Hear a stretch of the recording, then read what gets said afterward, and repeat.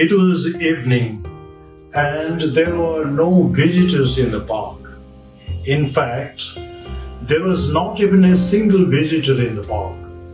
But in spite of that, there were no visitors in the plural form. This is a nice example of the Englishness of the English language.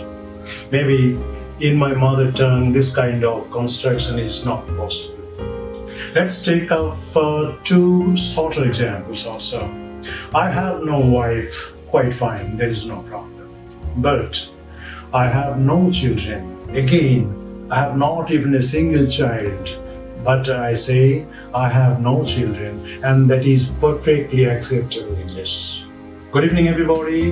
This is Advanced English session number 40, and we're trying to see the use of no followed by singular noun or plural noun. This is a tricky issue, and we have two sets of examples here.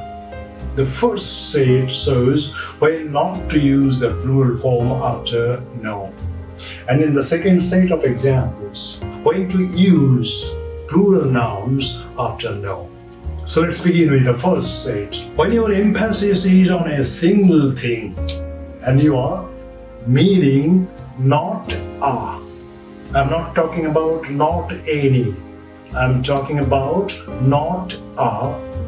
Then use singular noun. Frequently it is uncountable noun, but examples with countable noun are also possible. It was a lonely and quiet street. There was no noise. Quite perfectly it is there was no noise, I mean in the singular number, because it was a quiet and lonely street, and you cannot expect different sources of noise. And noise is an uncountable noun. Therefore, noise is perfectly acceptable here. Next sentence. No woman was willing to tell the actual story. Not even a single woman. I'm not talking about many women. I'm talking about not even a single woman who was willing to tell the actual story. In this case also, woman. This singular form is perfectly acceptable. Next one. I have no money left. Money is uncountable noun. If you want to make it countable, you have to talk in terms of rupee, dollar, euro, and say pound, etc. But here we are talking about money. So money cannot be pluralized.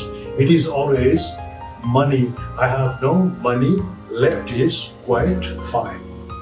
Now come to the second set of examples where we try to make it plural although there is absence of something and meaning is not any. In the first set of examples we have seen meaning is not a, but here it is not any, and frequently they are countable nouns, and the main focus should be on something like nothing or possible many things. That means you expect something, but that does not take place. For example, no dogs are allowed inside the compartment. I'm not talking about a single dog. I'm talking about all dogs, all types of dogs.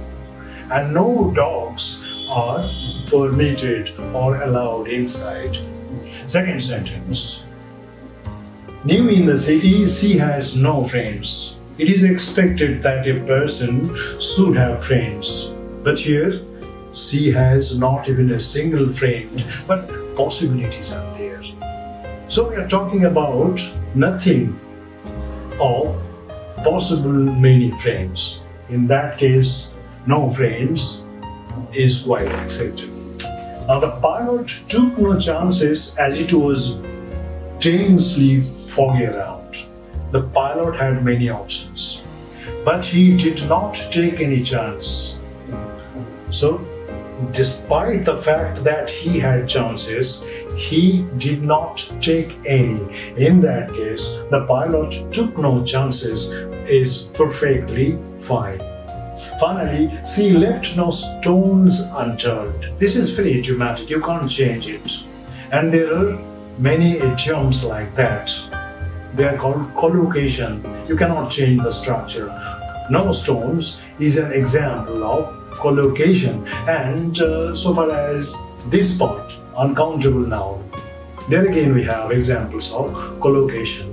There are many common nouns that go well with say singular noun. For example, no problem, no matter, no issue, no need, no doubt, no amount, no reason, etc. and etc. And when we talk about nothing, it is something like zero. Zero always goes with plural forms like 0 degrees, 0 hours. So this is like that. Try to understand this part better. But there is not even a single thing present. But in spite of that fact, you try to make it plural. When do we do it? When there is a clear absence of something and your expectation does not match with this zero situation. That means you talk about nothing or many possible things. In that case, pluralized form is a better expression.